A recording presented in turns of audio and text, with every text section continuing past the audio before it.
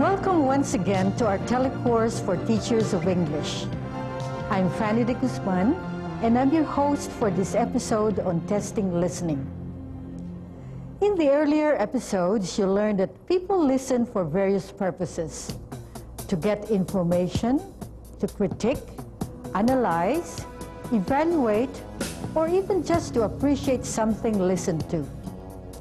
In other words, they do analytical listening, critical listening, and appreciative listening. You also learned various strategies in teaching listening and the macro and micro skills involved. But how can you be sure that your students have acquired these listening skills? How do you know that they comprehend the text heard?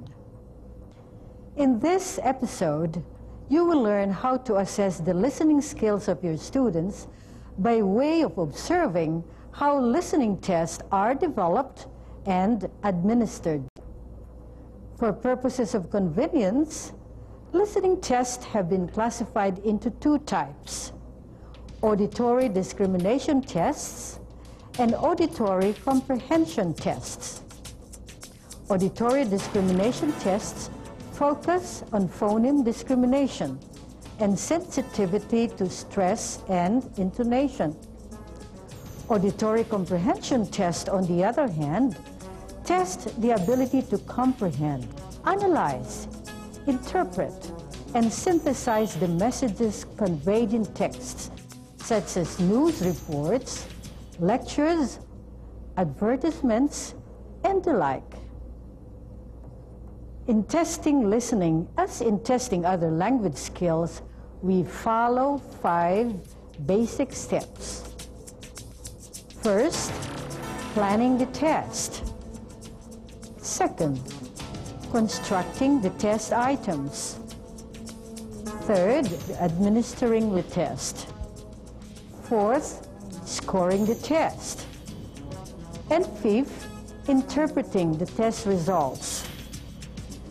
We also take into consideration several factors: the text, the tasks, the channel, and the response mode, and the item type.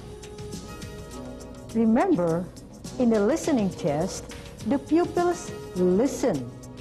The stimulus is always oral.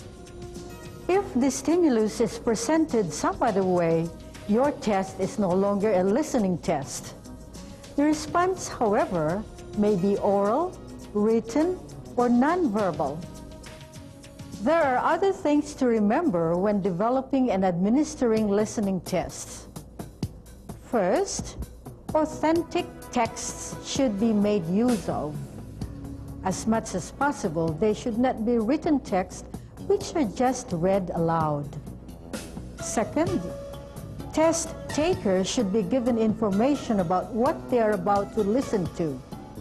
This will help them focus on what they have to listen to and what information they will have to sort out. Third, the text for the listening comprehension tests should be presented at a normal pace, with natural intonation and stress patterns. Fourth, questions which require many details should be avoided. In fact, in some instances, the students may be allowed to take down notes. Earlier, I said that a very important thing to remember in developing listening tests is that the text stimulus is presented orally. The response can be oral, written, or nonverbal. So that you can visualize what I'm saying, let us now watch a classroom scene. Class, I am going to say 3 words. Say whether these words are the same or different, okay? Pen, pen, pen. Again. Pen, pen, pen. Same. Very good. Pain, pen, pin. Again. Pain, pen, pin. Different. Very good. You notice that the stimulus was oral and the response was also oral. Let's watch another one. Class, get your pens and papers ready. And on that sheet of paper, write down your name.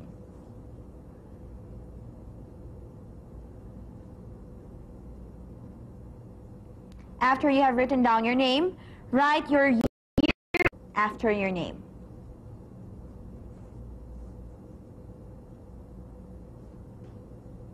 And then draw a box around your name.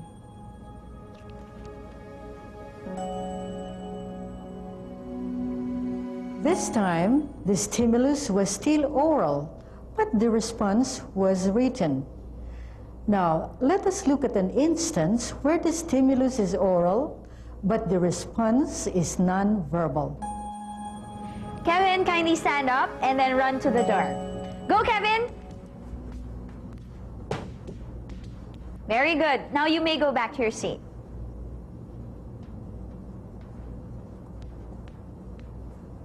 Thanks, Kevin.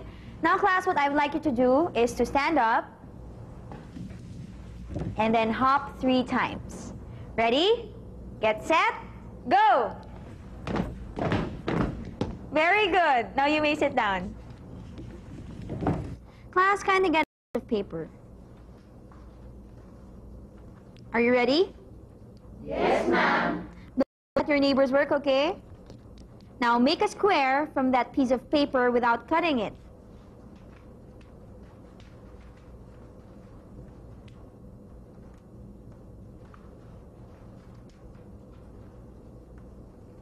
Now show me your work. Very good. Now form a triangle from the square.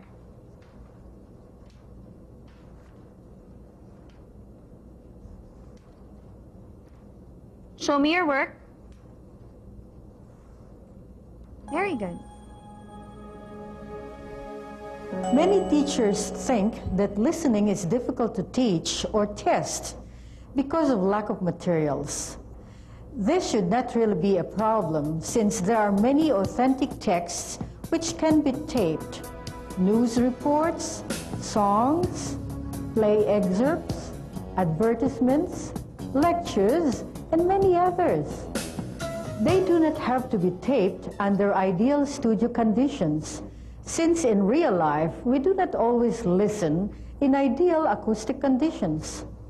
Videotapes of actual discussions or interactions can be utilized. The viewer-listener can now rely on more contextual clues to comprehend the text. Otherwise, you really have to write the text yourself. Would you want to know some techniques in testing listening skills? We'll have them in a moment. Stay with us.